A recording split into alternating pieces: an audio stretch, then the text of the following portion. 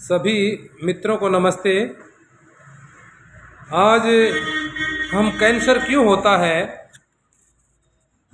और कैंसर में क्या उपचार किया जाना चाहिए और कैंसर ना हो इस पर चर्चा करेंगे। देखिए, शास्त्र कहता है सर्वे रोगापि मंदाग्नि, सर्वे रोगा मंदाग्नि, सारे ही रोग जो है मंदाग्नि के कारण होते हैं।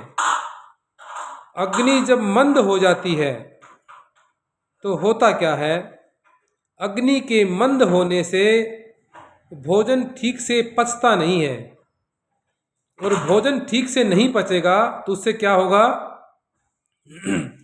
शरीर के अंदर आम बनता है। आम यानी कि कच्चे रस बनते हैं, सड़े हुए रस बनते हैं और वही कच्चे रस हमारी धातुओं में जाकर के विभिन्न प्रकार के रोग पैदा करते हैं, नाना प्रकार के रोग पैदा करते हैं। आपको भोजन आपने खाया और आपका भोजन पचा नहीं तो क्या होगा, वो भोजन अंदर जाकर के सड़ेगा। भोजन अंदर जाकर के सड़ेगा तो फिर आपका जो अच्छी क्वालिटी का रस बनना चाहिए वो अच्छी क्वालिटी का रस ना बन करके एक विषयुक्त रस बनता है।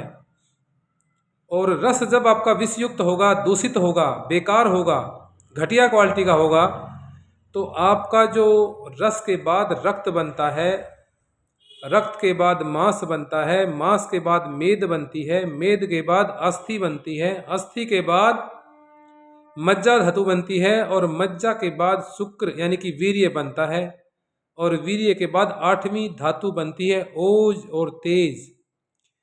यानी कि ये सारी धातुएं बनी किससे, आपने जो भोजन खाया वो अच्छी तरह से पचा, पचने के बाद उसका रस बन गया, रस से रक्त, रक्त से मांस, मांस से मेद, आदि आदि सारी धातुएं बनी।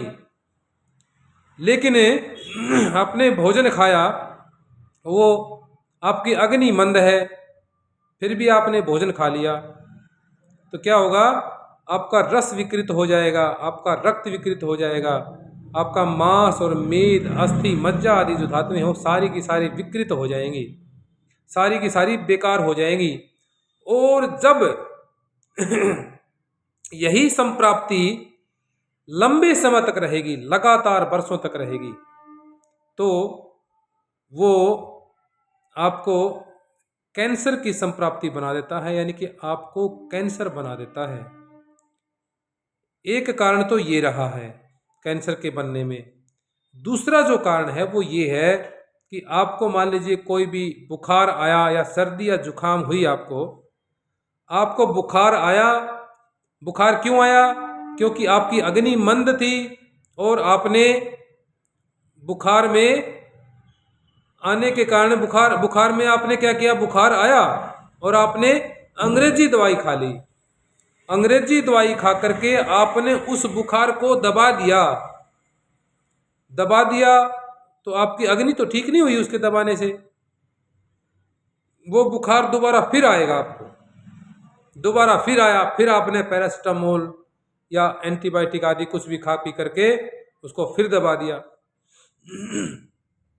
ऐसे बार बार बुखार आपको आता रहेगा और आप एंटीबायोटिक या पैरासिटामोल खा करके उस बुखार को दबाते रहेंगे तो क्या होगा, वो आम जो है वो पच करके आपकी धातुओं में चला जाएगा। जिस आम के बनने से आपके शरीर में बुखार आ रहा था, बार बार बुखार बन रहा था, वो आम अब साम अवस्था में पहुंच गया है।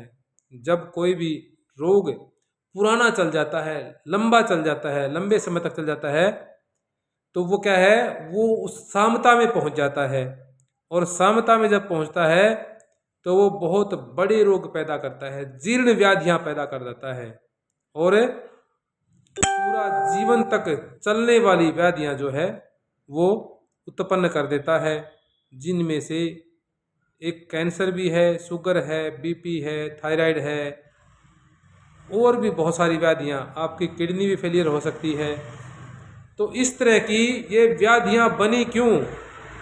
क्योंकि आपको जठराग्नि आपकी जो थी वो मंद थी, आपको आम बन रहा था, आपने आम की चिकित्सा नहीं की, अपनी अग्नि की चिकित्सा नहीं की, आपने उसको दबाने की चिकित्सा की।